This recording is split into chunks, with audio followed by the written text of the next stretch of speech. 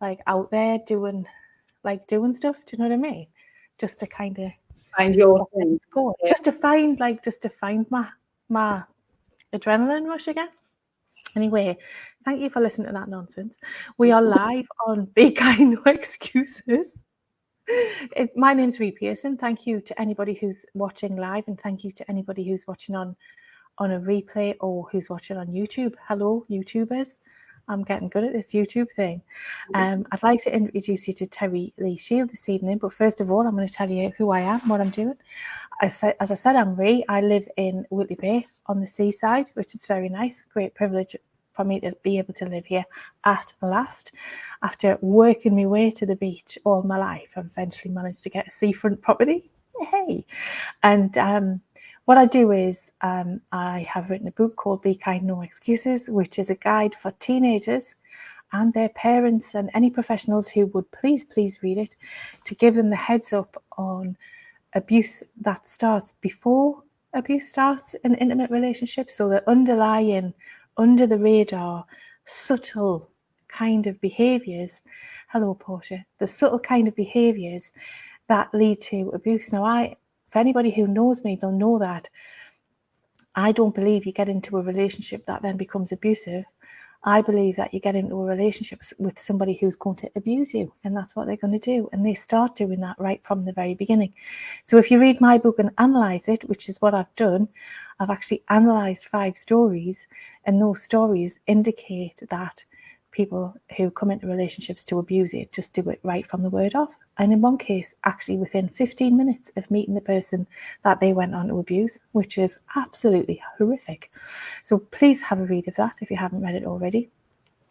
So tonight, I have got the pleasure of a lovely Terri Lee-Shield, who you're out in the wild, aren't you, Terri? Out in the woods.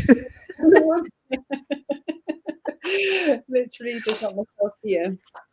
It's lovely to have you on this evening. Thank you very much for your time. I know you're really busy with launches going off left, right and centre. You've got more launches than Elon Musk at the minute, haven't you?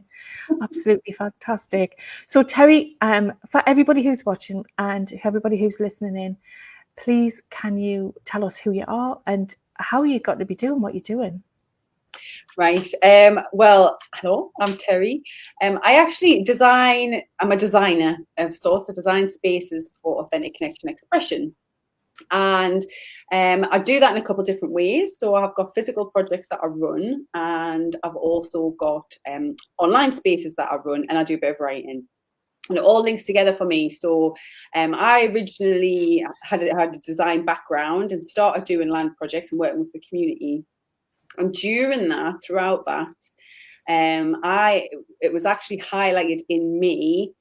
I was going through a process of understanding my own past, and I was being triggered a lot by situations I was seeing in the community. So I was basically seeing patterns of behaviour, and it triggered a lot of me having to do personal work and also then understand the dynamics that were going on within different relationships, within different circumstances that I kept seeing people in. They would play out in different ways, but they were all very similar. And part of the design work I do is identifying patterns in systems and trying to make them work more beneficially, more in a life-affirming way rather than an abusive way. So that's kind of how it links to what I do there. So the online space I've created is actually a place where you can go to unravel yourself in a healing journey. It's called Love School. So it's about understanding, loving yourself, others, and the world and everything. But that's also translated, like I say, into writing that I've done. So a couple of books that I've written. One is about understanding yourself and your preferences after abuse. And after, you lose yourself in abusive situations and you don't know who you are and what you like anymore. That one's called How I Like to Be Loved. And I've recently contributed to a wellbeing handbook for children, where I wrote a chapter about grooming and transactional relationships, because it's looking at that pattern.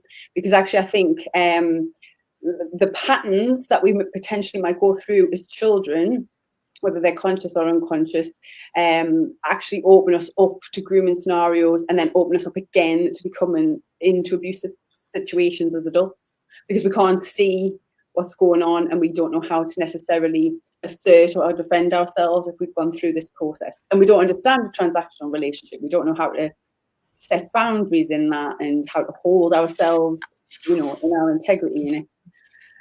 So that's all There's so much in there that you've said. I wish I have written things down. I wish I'd written everything down so I could like completely dissect the last few sentences. So a couple of things. I mean, I read the last one that you've done, the one that you collaborated when you wrote a chapter in that book. I read that a couple of weeks ago when it was first out. And there was something in that book that you wrote that really absolutely grabbed me. And that was where you said that adults have to realize that the relationship with the children has to be a balance. I mean, I'm not quoting you exactly, but it has to be a balanced relationship. Like, adults are not better than children. They're just older, aren't they? Really. And I've always been like that as a parent. I've never been, I see a lot of parenting as being quite bullying behavior. So the adult bullies the child, and that's what the child learns. And I don't even know, because you're an expert in this, do parents actually realize that what they do towards their children is bullying?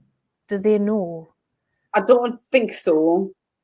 And I think actually it's complex because actually sometimes, like I say, I think it's a pattern, and we learn so much as children when we're especially young children that we just absorb what is a relationship, what is a family dynamic. And often when you speak to people, you can trace it back a couple of generations, and what I suppose we're more aware of in abuse and bullying now was at one point considered normal, and that has just replicated. So people might, they'll behave in that way, and if they've seen it in somebody else, or if you pointed it out and said, is this bullying, they'll be able to say yes, but they can't see themselves doing that and acting that because they think that that's the role of a parent, or that's like what's considered normal.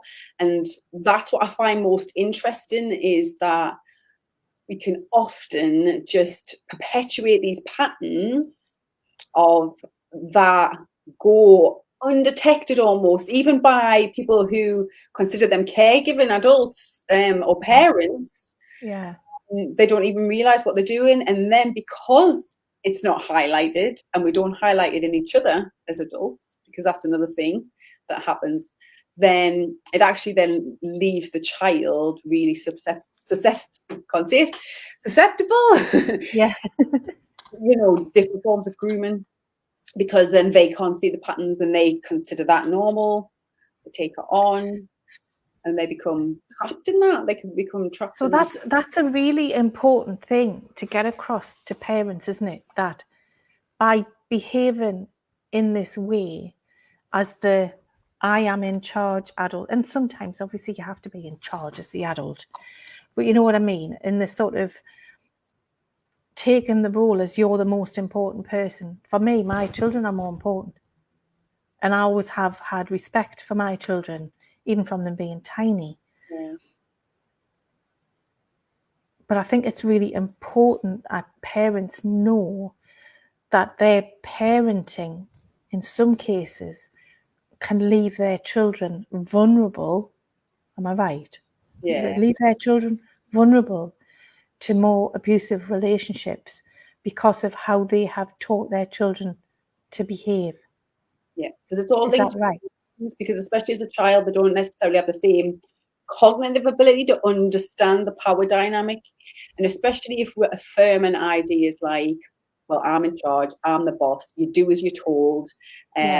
You know, just removing consent. I like to say it as like just removing that consent that, well, I've said you're doing it, so you're doing it. And then the child is actually then pushed into that position of fear, and that translates even at schools, you know, in authorities, like you do what these older, bigger people say. Yeah. And it doesn't matter what you think about it, you do it because I said so. And there's no room there then for the child to actually express, maybe they don't consent to that, maybe they don't want to go to that place, maybe they don't want to be involved in that activity. But because it's reinforced again and again and again, is a pattern. again Yeah. and again, all they know is the emotion needs to be suppressed, that emotion of no or fear or uncomfortable, which we should respond to naturally. You know, we've got this like natural intuition that says, oh no, that doesn't feel right, I want to get out. But if you're forced from a young age to like, no, you will have this experience or you will be in this situation, it just Yes. reinforced in us. And that becomes the pattern, that becomes normal. So then when, as you grow up, as you get teenage, and then maybe as you're in a group or, you know, with somebody else who has that same power dynamic, which men and women is just innately apparent, you know, the man is stronger and can physically dominate in a way, it just kicks in. So all I have to do is, I'm told, you know, So it becomes a default position. Basically, it becomes that level of normal, and that's just accepted. And sometimes it's not until like a really triggering event happens as an adult, or we have a really serious abusive relationship you have to escape from, that you see how long you've put up with that type of relationship. Or at least that's what happened for me. It took, you know, till my late 20s to really realize, and then look back at pretty much every relationship I'd had and go, like, this is how it was reinforced in me. And it wasn't an intentional thing, you know, it wasn't that my family intended to reinforce that. It was, that was how things were done, and that's how, you know, their parents had taught them, and I'm sure their parents had taught them, you know. And it's, I think having conversations like this now where it's so much more aware is just super helpful, because that's how we end these cycles. So are you working with parents who want to change for themselves or who want to change for their children, or is it a bit of both? Well, to be honest, I think it's a bit of both. I think I love, so that's why the ethos is love yourself, love others and everything, because often you can't see your behavior because that's how you treat yourself as well. And it becomes part of a process. So even depends how you go into it. If you go into it thinking, I want to be a better parent, and then you're learning about these behaviors, you then, I think, just have to go through a process of realizing that that was done to you, and you've then got to nurture yourself through that process, your own past, your own inner child, to really get to the core of that behavior pattern, those wounds, why that's perpetuating, bring it to your consciousness. And the other way around, like, because of those cycles, you know, people can tolerate like abuse or, you know, those sort of relationships for a really long time. And that includes self-abuse, because if you're doing it to somebody else, you're doing it to yourself. And even if you're not a parent, you realize after a while, like, you know, this is damaging my health and my well-being. Like, why can't I be well, and why can't I? And then you realize you've got this, it's in your head. You've got this critic that was there from, you know, your parenting, stopping you from enjoying your life, from consenting to what you do want and not consenting to what you don't want. Yeah, I do see that a lot in the women that I work with who are, and it's just like throwaway comments, like, I know I'm stupid, but this is just just like minimizing words. You know, like things that you would never say to another person, they'll say to themselves. And how do we get to people and teach them that this is actually learned behavior? It's not who you are. I know. I mean, my parents weren't horrible people. Well, not really, but I don't think I could actually hold down and have a real genuine adult conversation as when I was growing up till I was probably about 25. Because I literally didn't know how to do that, because I had never been taught how to think, how to articulate myself. I'd been told what to think. And that power dynamic of not being an equal in that conversation with your parents. Most certainly.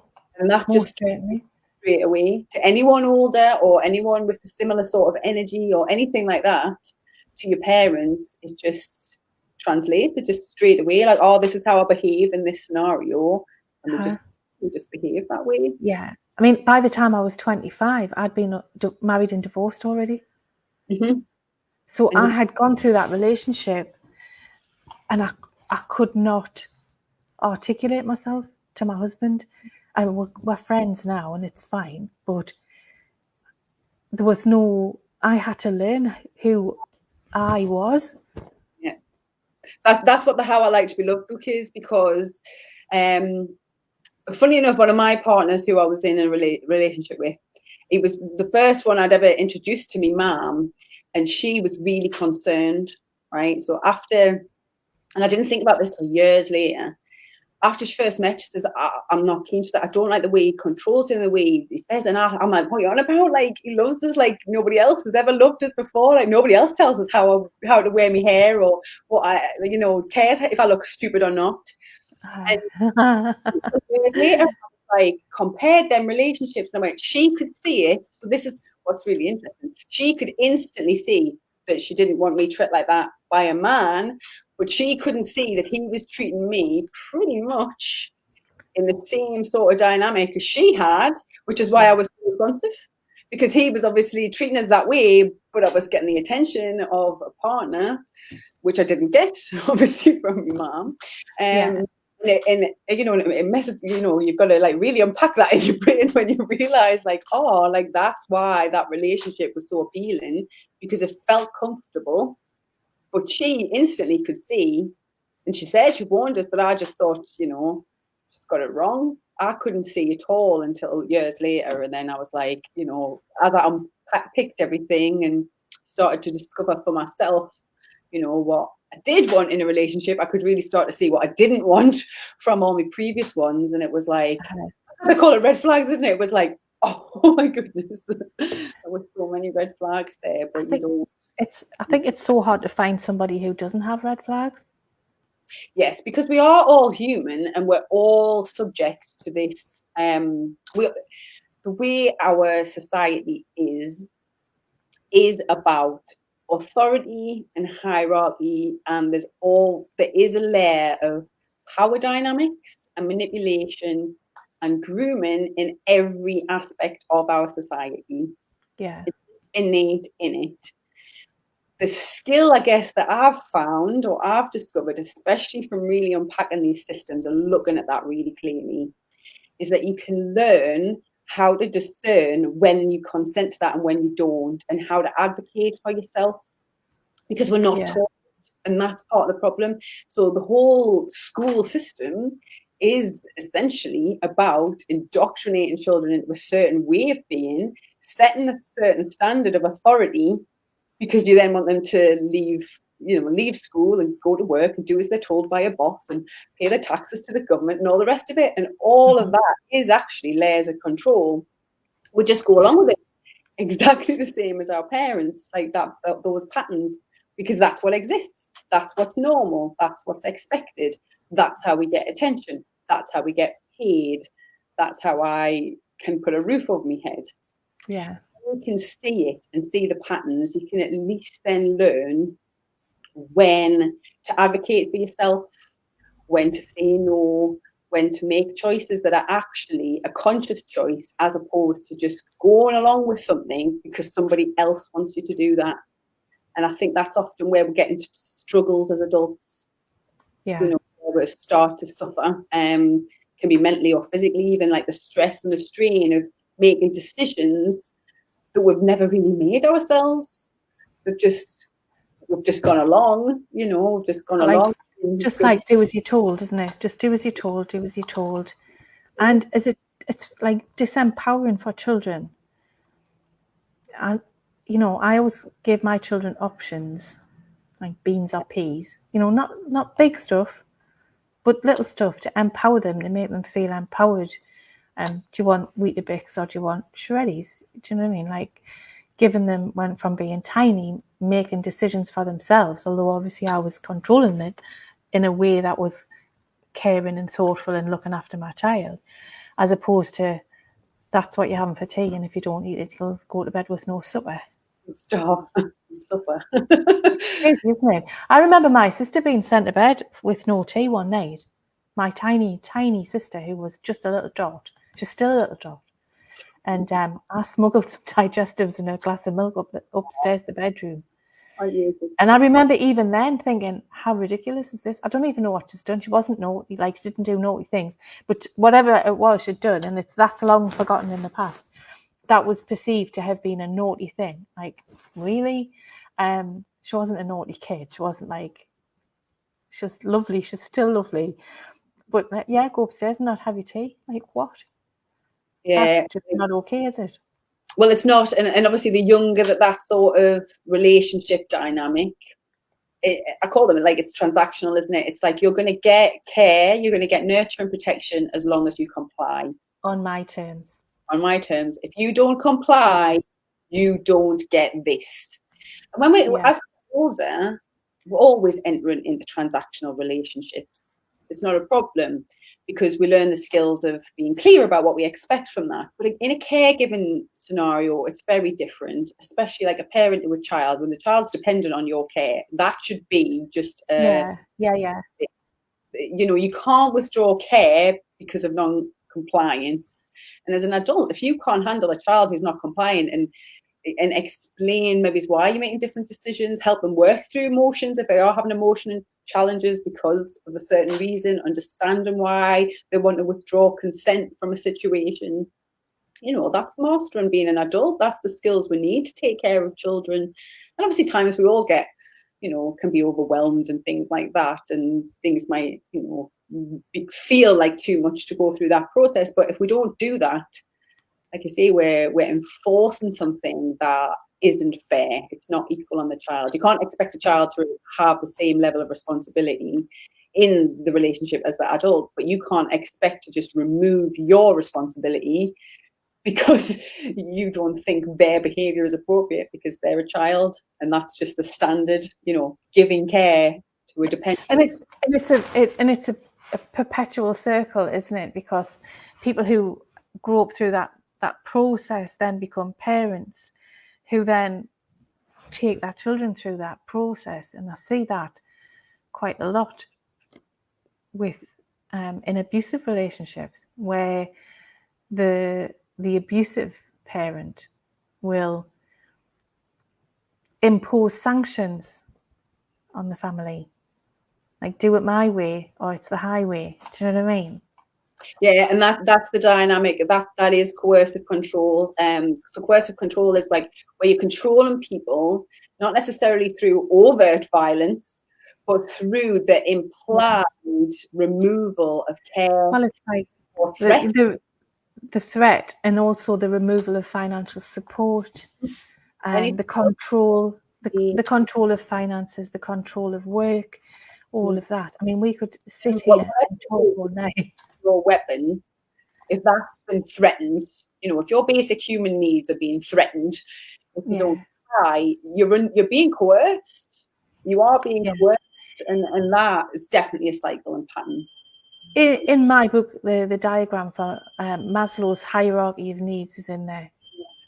And if you look at it, it fits in with abusive relationships really, really well. And I'm not sure that Maslow actually intended that to be the thing. But it does fit in really well. So, Terri, thank you. Can you just show everybody, are your books within reach there, so you can get them up so people can have a look and let us know where they are, what they are, and where we can get them? So Love School, which is the online space I've created, that hosts courses. So there's a lot of courses that you can go on there, but it's also got a shop. So the easiest way is to go to Love School, go to the shop, and you can order all these books. The link to the books is in the shop, but because they're for sale in different places. This is the Wellbeing for Children. Oh, there we go. Can't see in the light. Wellbeing for Children handbook, which is the co-author project, the one that you read with the grooming and transactional relationships. If you're a parent, this is amazing. The Kindle version is only 99p or something, and the paperback version I think was £12. This is an amazing book. I keep doing it the wrong way around because of the. Yeah, it's fine. And there's 13 chapters, and it does cover all sorts from from grooming transactional relationships to functional breathing to conscious parenting and expressing emotions. It's excellent. It's a really good, honestly, it's a really good book. Get it? It is a really good book. It is really good. I remember reading and thinking, oh, ah, oh, oh, ah, oh. I was chuffed when it all come together and I could read all the chapters, and I just thought, wow, this has actually come as a so much. If we could just get this in, where is that book targeted? Like, who is your target audience? Is it people before they become parents? Is it teenagers? Is it parents now, so they can stop being so sorry? It's aimed at people with children, so parents, and some of the stuff in it does include things like eating disorders and self-harm. So I think the target audience it's suitable for children of any age, especially with some of the problems that we do have, sadly, with children and mental health now, which is younger and younger, things like eating disorders and self-harm, which is just heartbreaking to think that some 7-8-year-olds, suffer with things like that. But that's just mad. It is. It's really heartbreaking. But I think probably for me, a good age group, it's like 11 plus. But there is actually activities in there for any age. But especially, I think that's where it gets maybe a little bit tougher, doesn't it? When you get a child that's starting to get to pre-puberty and puberty, and there's a lot more to consider in your parenting because there's a lot more freedom involved and a lot more choices they have to make. So I would say that age group is really good. If you've got teenagers, like I say, there's some great. Some of it's quite deep stuff in there about, like I say, eating disorders, self-harm and different things. But there's also some really nice tools about creative writing for expression purposes. It's a really cool book. So that's that sort of age group. This one, How I Like to Be Loved, is, like I say, this is a process really, probably for parents themselves, even teenagers, because your book is kind of identifying the red flags and that sort of thing. I wish I had that book as a teenager or had gone through a process like that. I had to go through, I wrote that book as I was going through my own process. So like I say, I'm a designer. I designed my own system for recovery. I realized I was like, I need to know how I like to be loved. So I designed that, and then I put the process in a book. It's like a journal style book. Yeah. So it's really open. It just poses a few questions.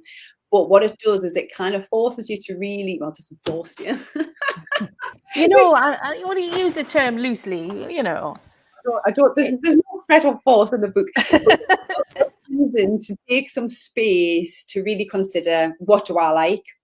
Because I think once you know what you like and what you don't like, so you've set that boundary of, this is what I do want to consent to and this is what I don't, it becomes a bit easier to express. Because one of my things was that I didn't actually really know. I would go along with so much. I thought, even if it felt really rubbish, I don't know if I could swear it, and I didn't want these experiences to happen, I would just kind of go along because I didn't know how to express what I did or where to set my boundaries. Yeah. I understand that. Process for either people who are realizing that potentially by parenting someone else that they don't really understand their own preferences and what they will tolerate and won't, but especially for teenagers, like I think if your teenager starts to really pay attention to what they like and what they don't and realize there's a line that can be drawn and they can choose that they can choose, like, this is how I like to be loved and I just don't accept anything outside of that. If it doesn't look like love to me, it's not coming into my experience. And that's where we start to learn how to assert our boundaries better, remove consent, and feel more assured about, what we do and don't want to tolerate in relationships, and then expressing it easier, practicing that, definitely. Brilliant. Thank you so much. When we're done here, Terri's going to put the links for all of her stuff in the comments. We've got a few comments in here tonight, so that's absolutely brilliant. A few people saying, I'm so passionate about raising awareness of grooming, especially, so we'll be sharing with all my friends who are parents. That's fantastic. Thank you so much. And Sati's saying, this would have been great for my son quite a few years ago. Never too late, Sati. Never too late. And somebody else whose name I don't know is saying, I wish I'd had this book as a teenager. So you can have this book now. We're all eternal teenagers at heart. Yeah. Oh, I'm not. I would never go back in time. I could never go back in time to be a teenager. It was awful. I would. No. I couldn't go through that again. I would be raging. Yeah, I'm gonna put it. Put a little, your group is private, isn't it, on Facebook, and I can see lots of people on Facebook watching. So thank you so much for watching. I'm gonna put, when I put the link in the comments up as well, I'm gonna give you a little bit of a discount treat if watching. Thank if you want to get with this stuff, you can get a little discount. Unfortunately, not on the book, because that's not sold by me. That's sold by Amazon. But anything that I sell in the school. That's fantastic. Thank you so much. Thank you for coming on tonight. I really appreciate your time. It goes so quickly. It just goes so quickly. Thank you, Terri. I really do appreciate it. Thank you, everybody who's watching. Thank you who is going to watch in the future. And if you're watching now, thank you. So that's me, Ree Pearson from Be Kind, No Excuses. Do you know these books? I wish the education authorities, Terri, would just pick up on these books and go, right, we're going to have these. These are going to be given to all of the children.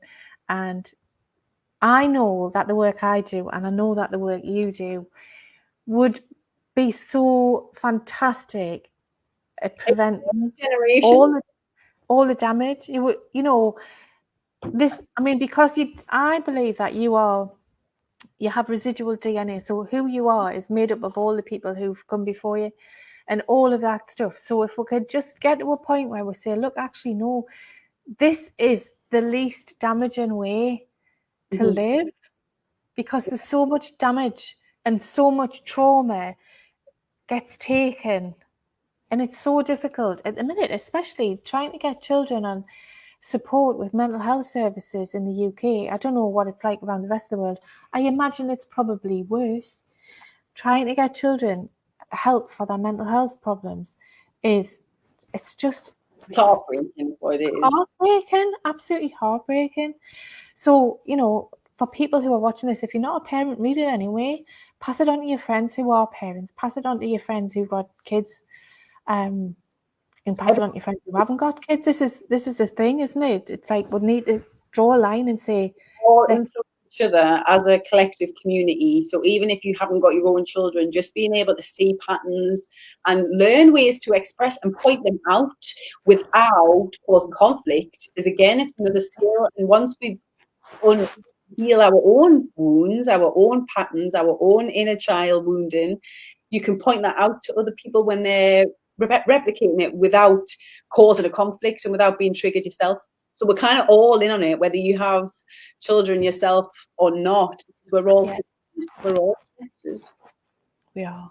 That's brilliant. Thank you so much, Terri. Really appreciate it tonight. And thank you, everybody. I'm sure we can come on again and talk about grooming until the cows come home, can't we? It's like crazy.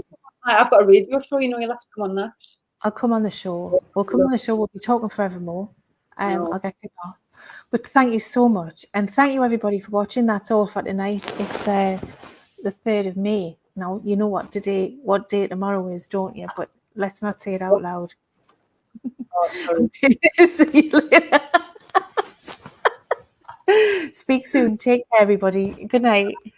Bye.